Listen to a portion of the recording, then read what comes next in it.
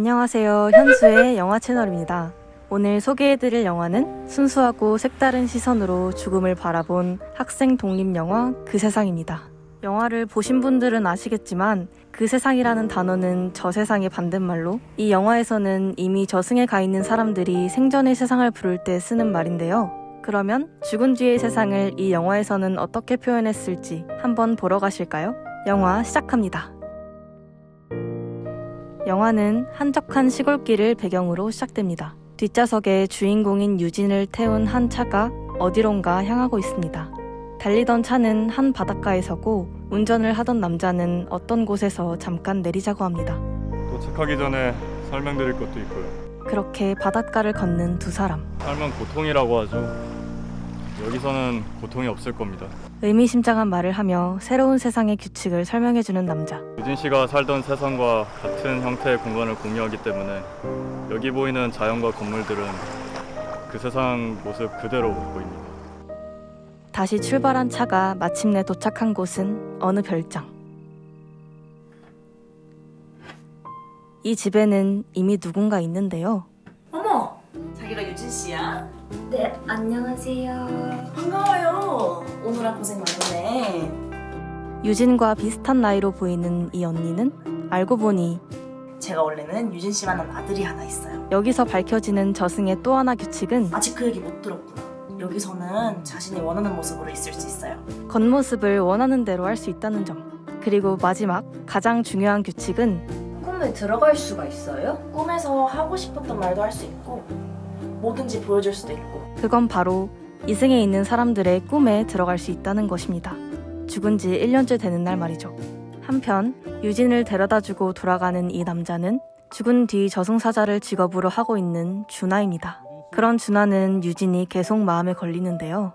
유진은 처음 죽어서 준하를 만났을 때 저희 엄마 어떡해요? 그 세상에 남기고 온 엄마를 가장 먼저 걱정합니다. 진짜 다 잠깐만 살려주시면 안 돼요? 어찌할 도리가 없는 준하는 그저 유진을 안아주죠.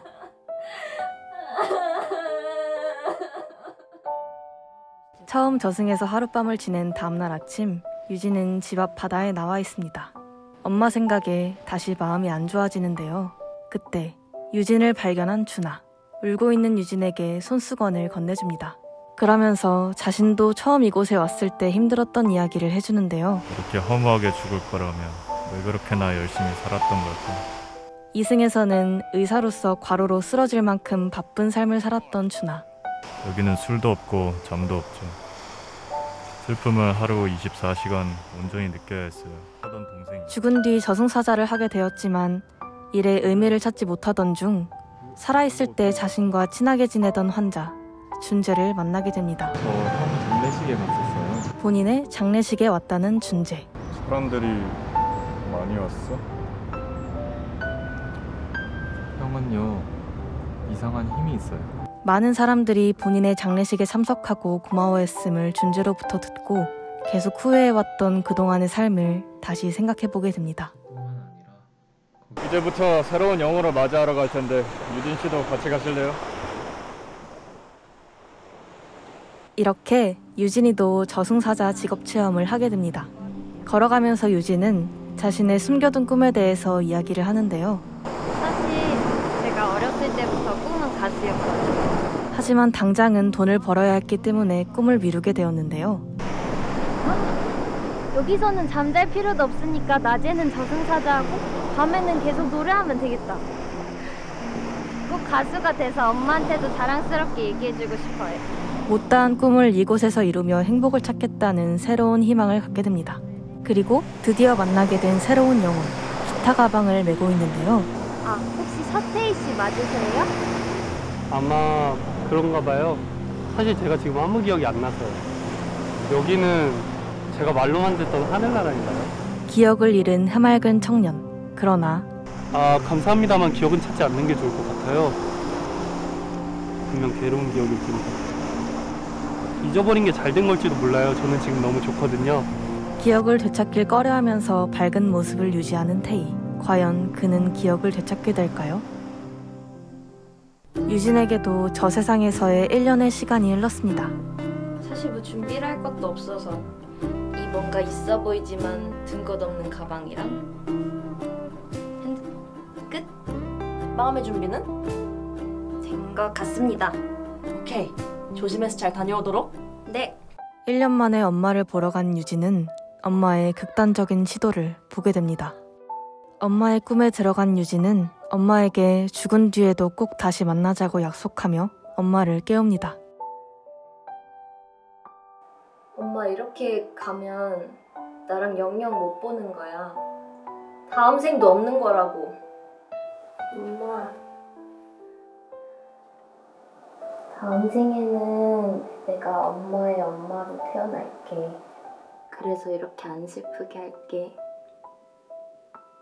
그니까 엄마도 이번 생은 내 엄마인 거 포기하지 말고 조금만 더 견뎌줘.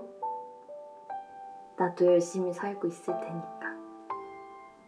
유진이 엄마의 꿈속에 가 있는 동안 준하는 한 전화를 받게 되고 이는 다름 아닌 악귀에 관련된 얘기였습니다. 지금 동쪽에서 온 악기가 서울에서 폭주 중이라고 하는데 혹시 그 친구가 아닐까 걱정돼서 말이야. 악기요?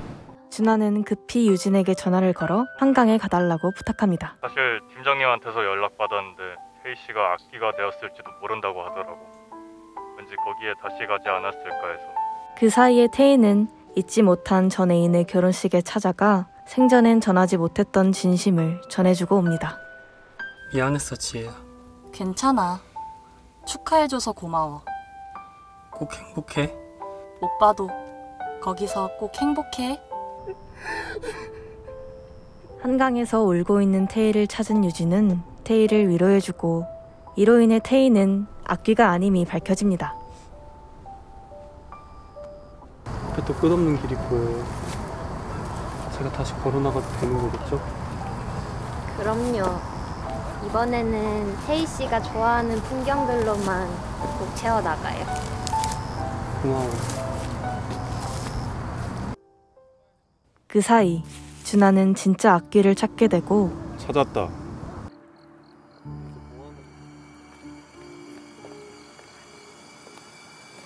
태희와 유진이도 악귀와 마주치게 됩니다.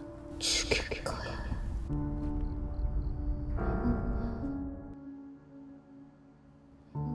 그러나 유진은 당황하지 않고 악귀의 얘기를 들어주려 합니다. 떡 좀 드실래요? 또한 저 세상에서 많은 성장을 한 유진은 악귀에게 힘이 되어줄 수 있는 말을 건넵니다. 제가 다 도와줄게요. 그냥 제가 딱 하나 감히 바라는 건 귀신님이 자기 자신을 버리지 않았으면 하는 거예요. 마지막으로 유진은 저 세상 사람들에게 큰 위로가 될 수 있는 노래를 부르면서 영화는 끝이 납니다. 제가 첫 번째로 들려드릴 곡은 저희가 항상 생각하고 그리워하는 곳이죠. 그 세상입니다.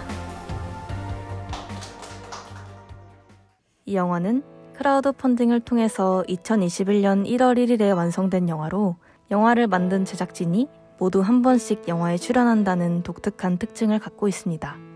또한 푸르른 영상미 덕분에 청량함과 몽환적인 이미지를 더욱 느낄 수 있었는데요. 이 덕분에 저 세상이라는 공간이 어둡지만은 않은 또 다른 희망의 시작이 될 수 있음을 보여주었습니다.